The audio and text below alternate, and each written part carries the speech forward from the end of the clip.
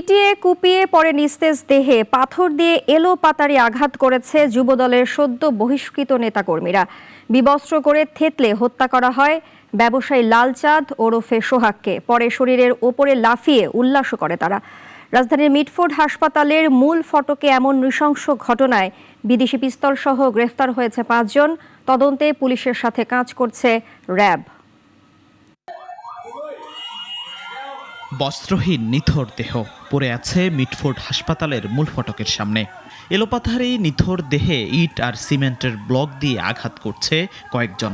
এক পর্যায়ে শরীরের উপরে উঠে লাফিয়ে উল্লাস করে কেউ কেউ। বুধবার সন্ধ্যায় এমন নির্মমতা, যেন মানবতারই মৃত্যু ঘটেছে মিটফোর্ডে। আর নীরব তাকিয়ে দেখছে পথচারী ও আশপাশের মানুষ। ব্যবসায়িক দ্বন্দ্বে এমন বর্বরতা চালিয়েছে যুবদলের নেতাকর্মীরা।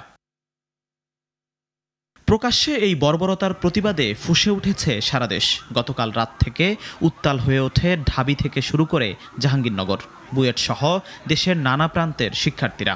দুপুর থেকেও ফের বিক্ষোভে মিছিলে সরব হয় ক্যাম্পাসগুলো। মামলার এজাহারে নাম রয়েছে যুবদলের শীর্ষ পর্যায়ের ২ নেতার।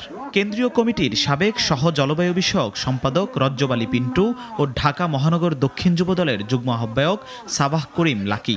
পরে এই ২ নেতাকে আজীবন বহিষ্কারের ঘোষণা দেয় যুবদল।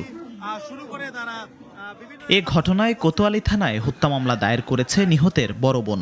ডিএমপি জানায়, ঘটনাস্থলের সিসিটিভি ফুটেজ বিশ্লেষণে গ্রেফতার করা হয়েছে ৫ জনকে।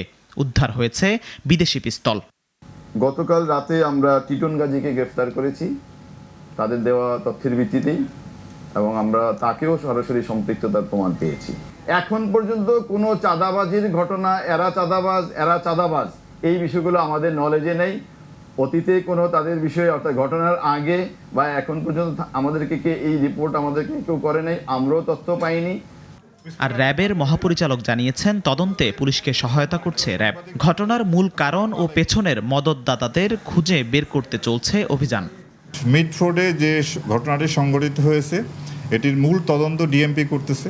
তারাই তদন্ত করে এর সঙ্গে কারা জড়িত, কিভাবে সম্পূর্ণ বিষয়টা বের করবে, এবং আমরা ছায়া তদন্তের মাধ্যমে আমরা ডিএমপিকে ক্ষেত্রে সহায়তা করছি। আমাদের কাছে অপরাধীর পরিচয় অপরাধী, সে কোন দলের, কত বড় শীর্ষ নেতা বা কত বড় নেতা, সেটা আমরা কোনোভাবেই বিবেচনায় আনি না। প্রাথমিক তদন্তে জানা গেছে, ব্যবসায়িক দ্বন্দ্বে বিরোধী ছিল হত্যার মূল কারণ। নিহত সোহাগও একসময় রাজনীতির সঙ্গে যুক্ত ছিলেন বলে জানিয়েছে পুলিশ। জিহাদুল ইসলাম, নাগরিক, ঢাকা।